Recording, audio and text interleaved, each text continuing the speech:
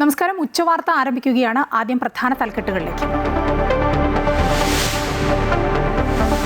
വിധിയെഴുത്തിന് ഇനി 5 നാൾ.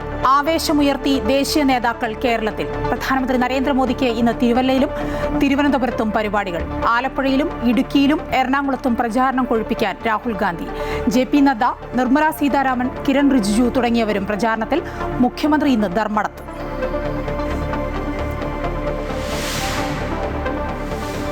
ആരോപണ പ്രത്യാരോപണങ്ങളുമായി കളം നിറഞ്ഞ നേതാക്കൾ. ഡീലാരോപണം വീണ്ടും ഉയർത്തി രാഹുൽ ഗാന്ധി. FCRA ബില്ലിൽ ആശങ്ക വേണ്ടെന്ന് കിരൺ റിജിജു.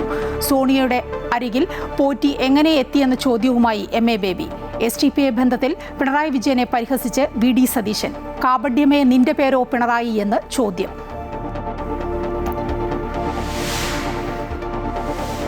ലൈംഗിക അതിക്രമ കേസിൽ സംവിധായകൻ രഞ്ജിത്ത് തിങ്കളാഴ്ച വരെ പോലീസ് കസ്റ്റഡിയിൽ. നടന്നത് ഗുരുതര കുറ്റമെന്ന് പ്രോസിക്യൂട്ടർ. ആരോഗ്യസ്ഥിതി പരിഗണിക്കണമെന്ന് പ്രതിഭാഗം.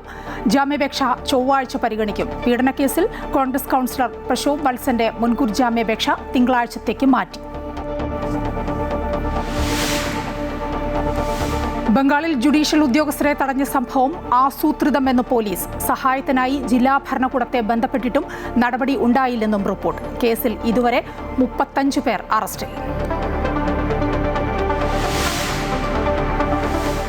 അമേരിക്കയുടെ 2 യുദ്ധവിമാനങ്ങൾ ഇറാന്റെ ആക്രമണത്തിൽ തകർന്നു. F-15 വിമാനത്തിലെ പൈലറ്റിനെ അമേരിക്ക രക്ഷപ്പെടുത്തി.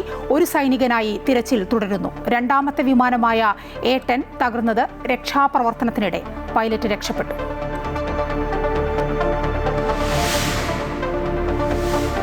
IPL-ൽ ഇന്ന് 2 മത്സരങ്ങൾ. ആദ്യ മത്സരത്തിൽ ഡൽഹി ക്യാപിറ്റൽസ് മുംബൈ ഇന്ത്യൻസിനെ നേരിടും. രണ്ടാം മത്സരം ഗുജറാത്ത് ടൈറ്റൻസും രാജസ്ഥാൻ റോയൽസും തമ്മിൽ. കേരളം വിധി എഴുതാൻ ഇനി 5 നാൾ. പ്രചാരണം അവസാന ഘട്ടത്തിലേക്ക് എത്തുമ്പോൾ കേരളത്തിലേക്ക് കേന്ദ്ര നേതാക്കളുടെ വലിയ നിരയാണ്. പ്രധാനമന്ത്രിയും രാഹുൽ ഗാന്ധിയും ഇന്ന് വിവിധ ജില്ലകളിലെ പ്രചാരണ പരിപാടികളിൽ പങ്കെടുക്കുന്നുണ്ട്. ശബരിമല, FCRA ഡീൽ തുടങ്ങിയ വിവാദങ്ങൾക്കൊപ്പം വികസനവും പ്രകടന പത്രികയുമൊക്കെ ഈ അവസാന മണിക്കൂറുകളിൽ ചർച്ചയാകുന്നുണ്ട്. മുഖ്യമന്ത്രിയുടെ പ്രചാരണം ഇന്ന് സ്വന്തം മണ്ഡലത്തിലാണ്. പരസ്യ പ്രചാരണത്തിന് 3 ദിവസം മാത്രം അവശേഷിക്കെ വലിയ ആവേശത്തിലാണ് മുന്നണികളും സ്ഥാനാർത്ഥികളും. ഇന്ന് ഉച്ചയ്ക്ക് 3 മണിക്ക് ചങ്ങനാശ്ശേരി NSS ഹിന്ദു കോളേജ് ഗ്രൗണ്ടിൽ ഹെലികോപ്റ്ററിലെത്തുന്ന പ്രധാനമന്ത്രി നരേന്ദ്രമോദി റോഡ് മാർഗം തിരുവല്ലയിലെ സമ്മേളന സ്ഥലത്ത് എത്തും. ഒരാഴ്ചയ്ക്കിടെ 2ാം തവണയാണ് പ്രധാനമന്ത്രി കേരളത്തിൽ എത്തുന്നത്. പ്രധാനമന്ത്രിയുടെ സന്ദർശനം വോട്ടായി മാറുമെന്ന പ്രതീക്ഷയിലാണ് NDA ക്യാമ്പ്. കൂടുതൽ വിവരങ്ങളുമായി കണ്ണൻ ദേവ് ചേരുകയാണ്. കണ്ണൻ, പ്രധാനമന്ത്രി നരേന്ദ്രമോദി ഇന്നിപ്പോൾ തിരുവല്ലയിലെത്തുന്നു. അദ്ദേഹം പങ്കെടുക്കുന്ന തെരഞ്ഞെടുപ്പ് പ്രചാരണ പരിപാടിക്കുള്ള ഒരുക്കങ്ങളൊക്കെ പൂർത്തിയായോ?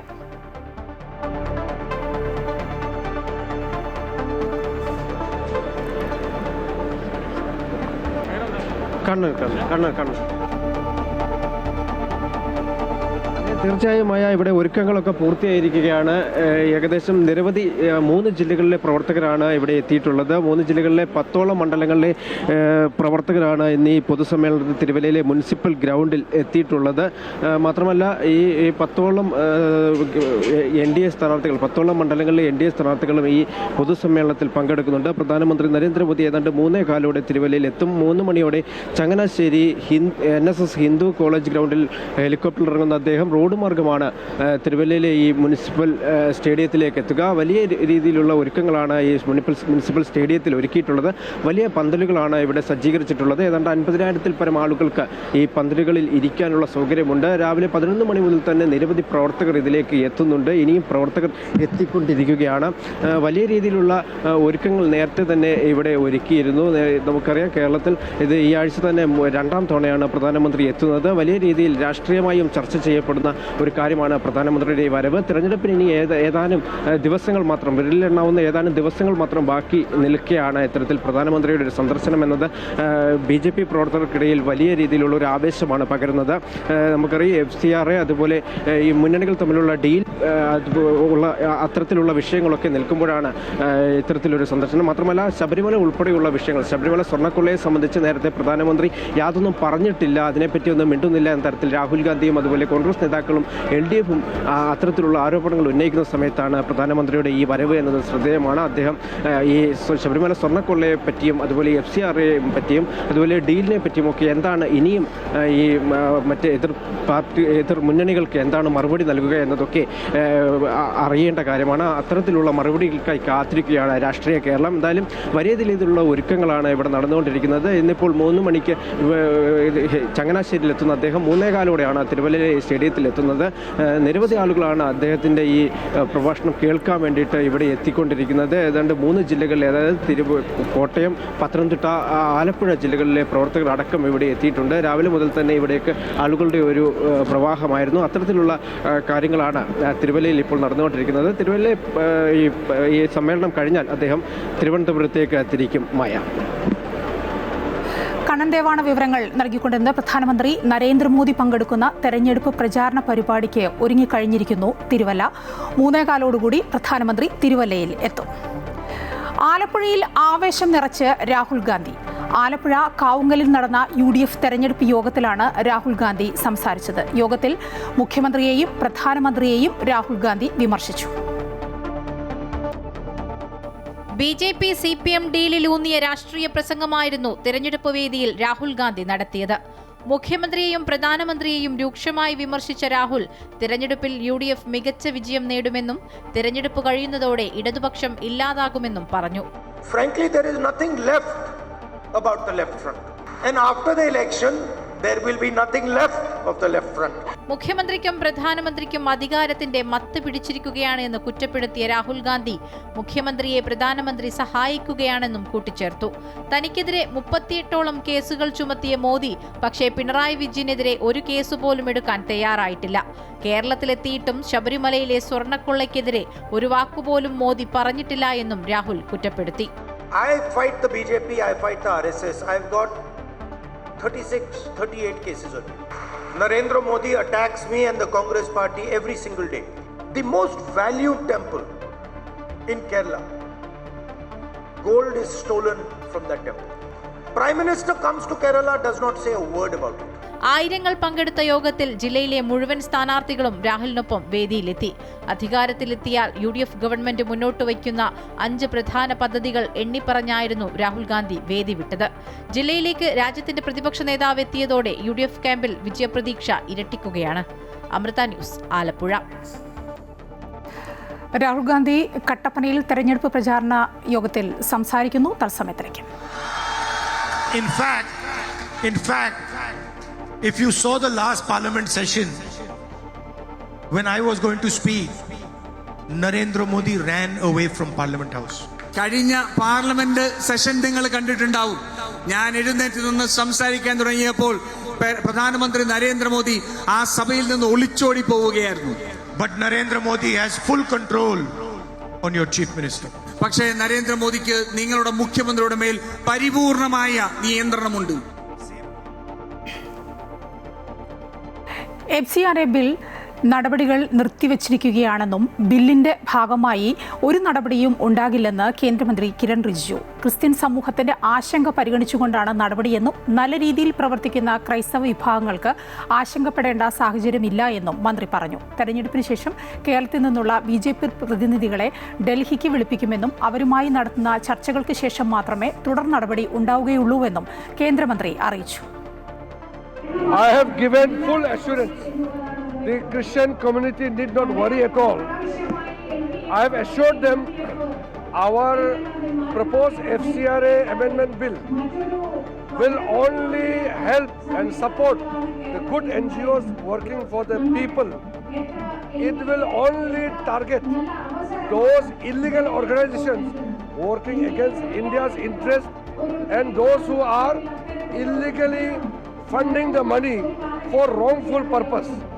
So the good organizations need not worry, especially the Christian organizations.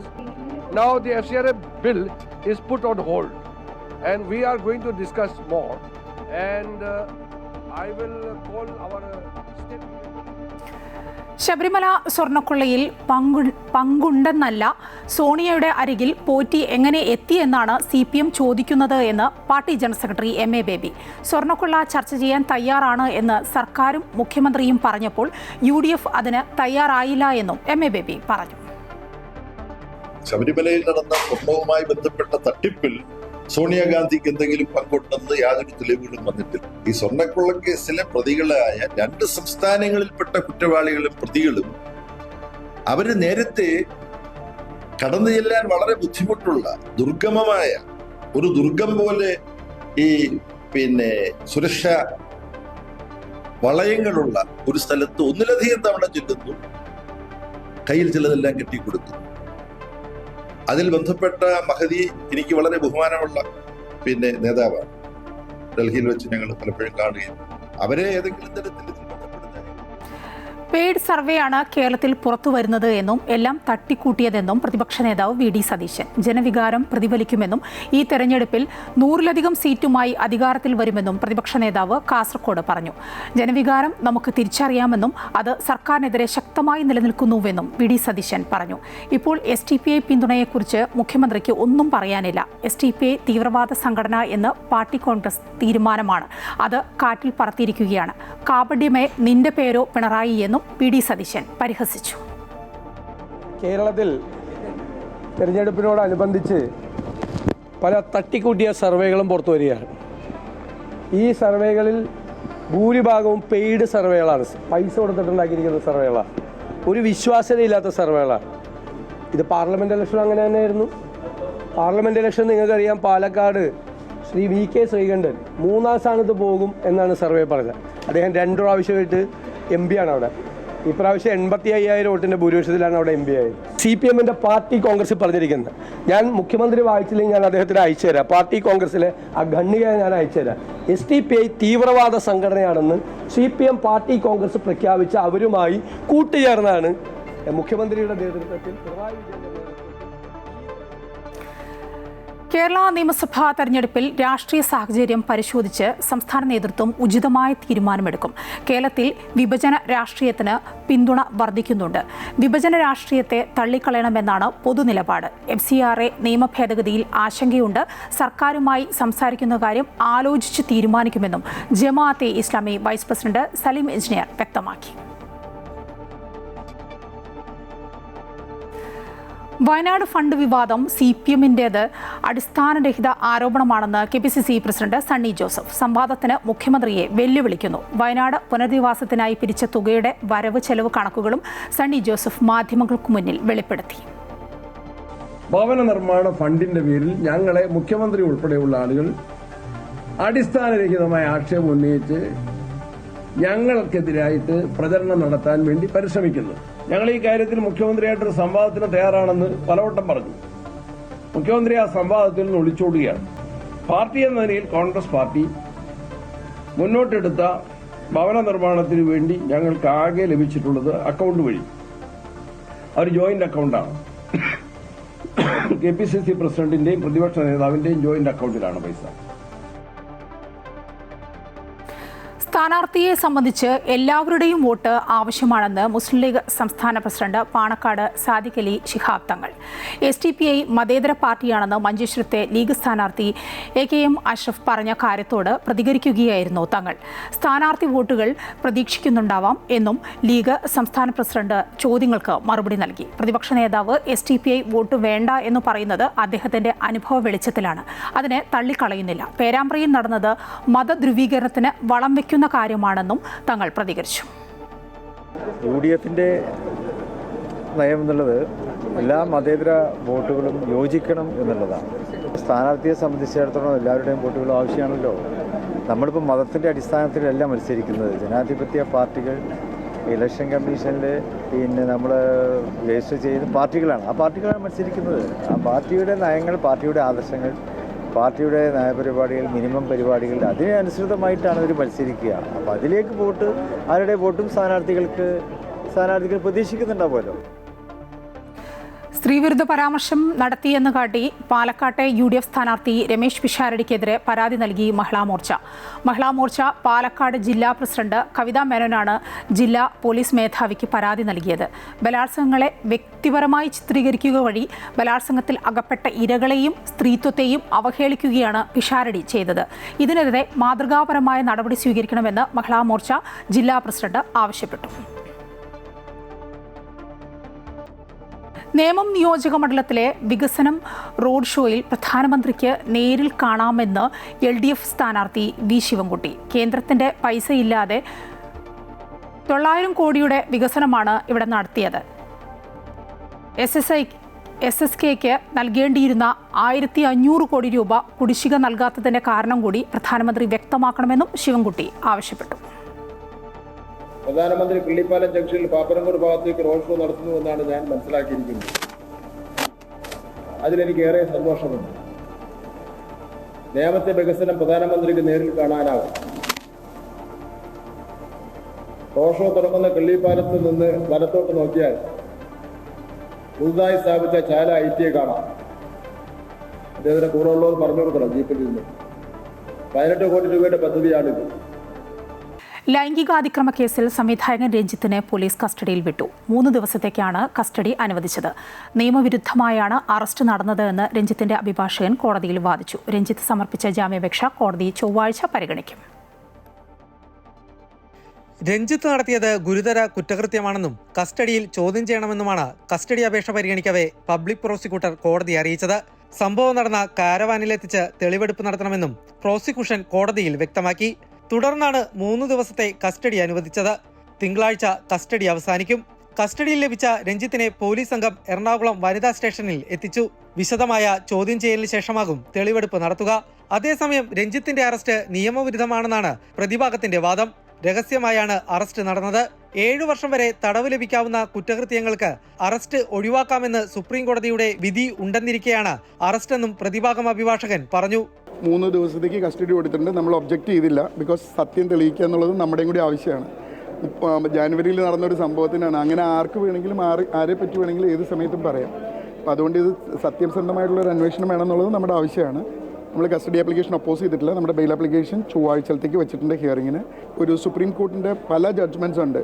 5 വർഷത്തിൽ 7 വർഷത്തിൽ താഴെയുള്ള കസ്റ്റഡി കൊടുക്കാവുന്ന സെൻറ്റൻസ് കൊടുക്കാവുന്ന ഒഫൻസസിൽ അറസ്റ്റ് ചെയ്യരുത്. 35(3) അനുസരിച്ച് നോട്ടീസ് കൊടുക്കണം. ഈ കാര്യങ്ങളൊക്കെ വയലേറ്റ് ചെയ്തുകൊണ്ട് ഇപ്പോഴത്തെ ഒരു പുതിയ പ്രതിഭാസമാണ് രാത്രി പോയോ അല്ലെങ്കിൽ ഓടിച്ചിട്ട് ചേസ് ചെയ്ത് അറസ്റ്റ് ചെയ്യുക എന്നുള്ളത്. ജനുവരിയിൽ നടന്ന സംഭവത്തിന് മാർച്ചിലാണ് അറസ്റ്റ് ഉണ്ടായത്. രഞ്ജിത്തിന് ആരോഗ്യ പ്രശ്നങ്ങളുണ്ടെന്നും പ്രതിഭാഗം അഭിഭാഷകൻ കോടതിയെ അറിയിച്ചിരുന്നു. രഞ്ജിത്ത് സമർപ്പിച്ച ജാമ്യ ഹർജി ചൊവ്വാഴ്ച കോടതി പരിഗണിക്കും.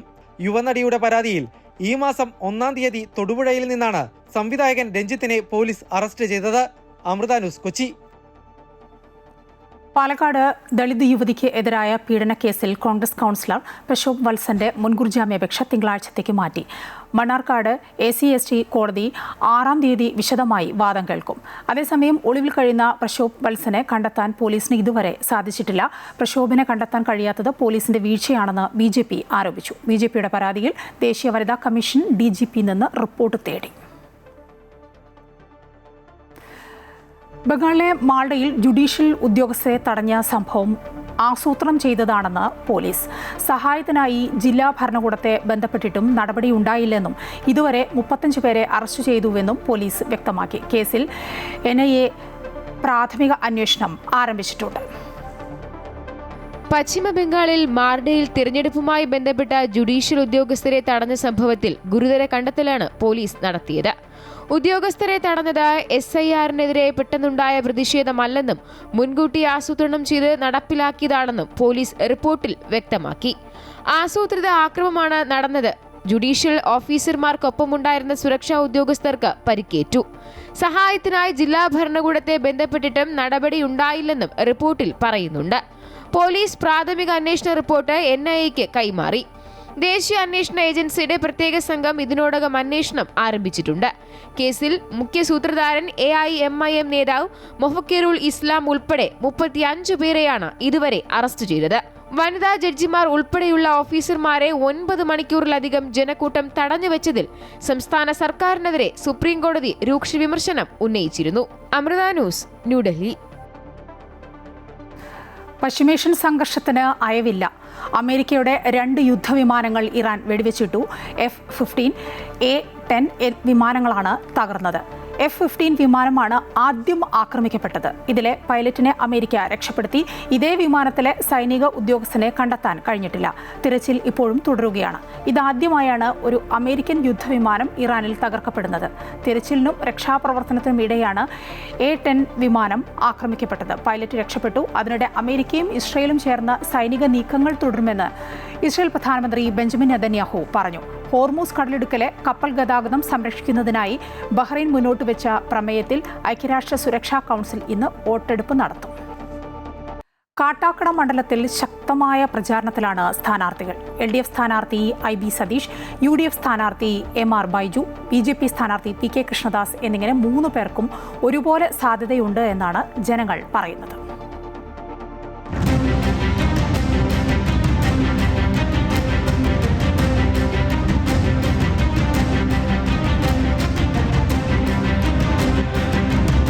കാട്ടാക്കടയിൽ ഇത്തവണ തിരഞ്ഞെടുപ്പ് പോരാട്ടം ശക്തമാകുമെന്ന സൂചനയാണ് വോട്ടർമാരുടെ പ്രതികരണങ്ങളിൽ നിന്നും ലഭിക്കുന്നത്. നിലവിലെ വികസന പ്രവർത്തനങ്ങൾ ചൂണ്ടിക്കാട്ടി IB സതീഷിന് പിന്തുണ നൽകുന്നവരും മാറ്റം ആവശ്യപ്പെട്ട് MR ബൈജുവിന് പിന്തുണ പ്രഖ്യാപിക്കുന്നവരും പുതിയ രാഷ്ട്രീയ സാധ്യതയായി PK കൃഷ്ണദാസിനെ കാണുന്നവരും മണ്ഡലത്തിലുണ്ട്. മികച്ച വികസന പ്രവർത്തനങ്ങളാണ് മണ്ഡലത്തിൽ കഴിഞ്ഞ 10 വർഷ കാലയളവിൽ സാധ്യമായതെന്നും ഇടത് തുടരുമെന്നുമാണ് ചിലരുടെ വാദം.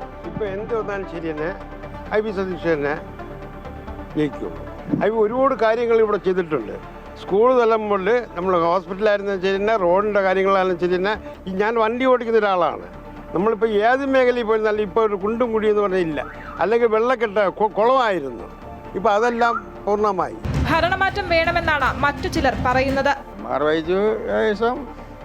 ആൾക്കാരായിട്ട് നല്ല പഴക്കമുള്ള ആളാണ്, ജയിക്കാനുള്ള സാധ്യതയുണ്ട്. ഇടത് വലത് മുന്നണികൾക്ക് ഉപരിയായി BJP അധികാരത്തിൽ വരുമെന്ന ആത്മവിശ്വാസത്തിലാണ് മറ്റുള്ളവർ. എൻ്റെ ഒരു കാഴ്ചപ്പാട് ചെയ്യണമെന്നുണ്ടെങ്കിൽ ഇവിടെ വിശ്വാസിക്കും. ഇപ്പോൾ യുവജനങ്ങൾ ഒരുപാട് മാറ്റമുണ്ട്. മോദി വികസനം ആൾക്കാർ കാണുന്നുണ്ട്. എൻ്റെ ഒരു കാഴ്ചപ്പാട് പറയണം, വിശ്വാസിക്കുന്നുണ്ട് ഉറപ്പ്. 10 വർഷമായി ഇടതിനൊപ്പമാണ് കാട്ടാക്കട. വികസന നേട്ടങ്ങളും കോട്ടങ്ങളും എണ്ണിപ്പറഞ്ഞ് LDFും UDFും പ്രചരണം ശക്തമാക്കുമ്പോൾ ഒരു മാറ്റം വേണമെന്നാണ് BJP ചൂണ്ടിക്കാണിക്കുന്നത്. എന്തായാലും വികസന പ്രവർത്തനങ്ങളെല്ലാം ജനങ്ങൾക്ക് മുൻപിലുണ്ട്. ഇനി വിധി എഴുതേണ്ടതും അവരാണ്. ക്യാമറമാൻ സനിലിനൊപ്പം ദേവിക ചന്ദ്രൻ, അമൃത ന്യൂസ്, തിരുവനന്തപുരം.